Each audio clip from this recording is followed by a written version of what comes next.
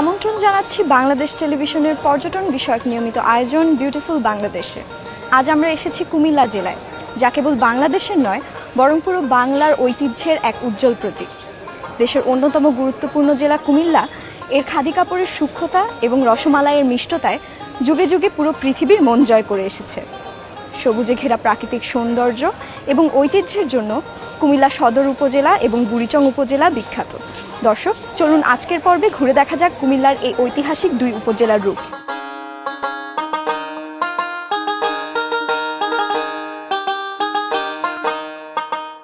নৈসর্গিক সৌন্দর্যের লীলাভূমি বাংলাদেশ। বাংলাদেশের পূর্ব প্রান্তের সীমান্তবর্তী সমৃদ্ধ জেলা হচ্ছে কুমিল্লা। গোমতী তিতাসের বিস্ময়কর বালিয়াড়ি এই কুমিল্লা।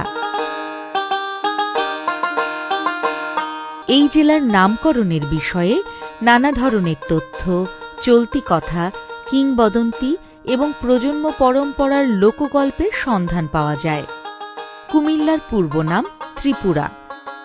ত্রিপুরা কিভাবে কুমিল্লা হল সে বিষয়ে নানা রূপ গাল গল্প এবং কিংবদন্তির প্রচলন রয়েছে।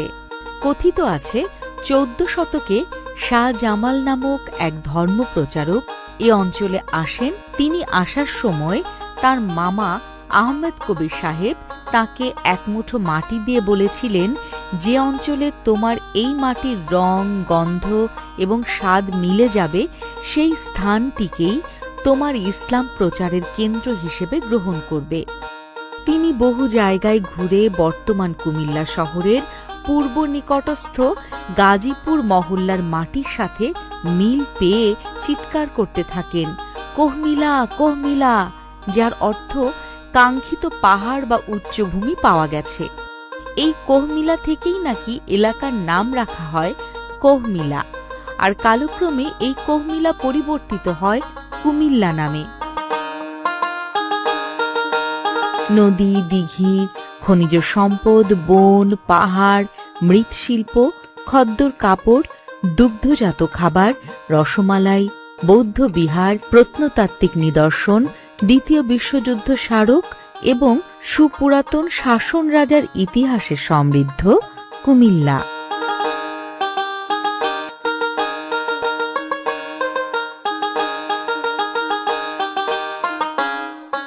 কুমিল্লা শহরের প্রাণকেন্দ্রে অবস্থিত টাউন হল পূবালী চত্বর, যেখানে স্থাপিত হয়েছিল দেশের প্রথম ব্যাংক, আর ঐতিহ্যবাহী রেল স্টেশন ও ক্যান্টনমেন্ট শহরটির গৌরবময় ইতিহাসকে তুলে ধরে।